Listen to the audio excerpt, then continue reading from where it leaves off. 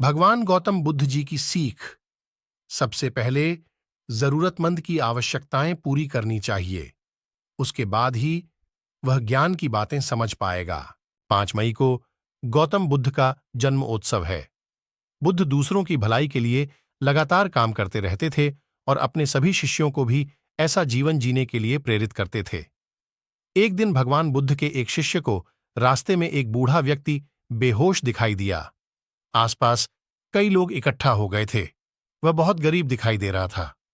जब उस व्यक्ति को थोड़ा होश आया तो बुद्ध के शिष्य ने उससे कहा कि तुम्हारा जीवन यहां ऐसे ही खत्म हो जाएगा।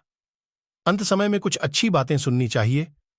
चलो मेरे साथ, मैं तुम्हें भगवान बुद्ध के पास ले चलता हूं। वह बूढ़ा बहुत ही कमजोर हो गया था। उसमें उठने की भी शक्ति नहीं थी। शिष्य ने उसे उठाने की कोशिश की, लेकिन वह भी उसे उठा न सका।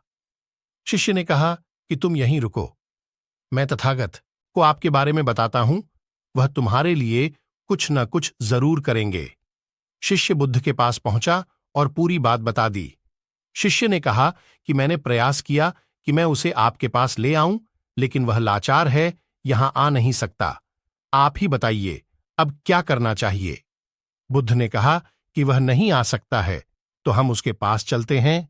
बुद्ध उस बूढ़े के पास पहुंच गए। आसपास कई लोग इकट्ठा हो गए थे। सभी सोच रहे थे कि बुद्ध उपदेश देंगे तो हम भी सुन लेंगे। बुद्ध ने कहा कि सबसे पहले इस व्यक्ति के लिए भोजन की व्यवस्था करो। बुद्ध के कहने के बाद तुरंत ही लोगों ने भोजन की व्यवस्था कर दी। जब उस बूढ़े व्यक्ति का पेट भर गया तो वह गहरी नींद में सो गया। सभी लोग कहने लगे कि ये तो सो गया है। बुद्ध ने कहा कि अब हमें यहां से चलना चाहिए, हमारा काम हो गया है। उस शिष्य ने और आसपास खड़े लोगों ने बुद्ध से कहा कि ये व्यक्ति को मूर्ख है, खाना खाकर सो गया। आप यहां थे, इसने उपदेश भी नहीं सुने। बुद्ध ने कहा कि कोई बात नहीं, दरअसल ये कई दिनों से भूखा प्यासा था, भूख की वजह से कमजोर हो गया था। इस समय इसके लिए सबसे बड़ा उपदेश यही है कि सबसे पहले पेट भरा जाए। बुद्ध की सीख। बुद्ध ने सभी को समझाया कि अगर हमारे आसपास कोई व्यक्ति भूखा है तो खाना खिलाएं।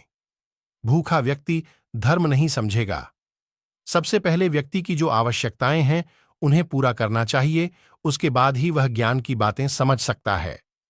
किसी का पेट भरने के बाद ही हम उसे उपदेश दे सकते हैं और वह हमारी बातें भी समझ सकता है। मेरे सभी प्यारे भाइयों, अगर यह कहानी आपको अच्छी लगी हो तो हमारे चैनल को सब्सक्राइब करो, ताकि आपका छोटा भाई भगवान बुद्ध से रिलेटेड वीडियो और कहानी मुफ्त में दिखाता रहे।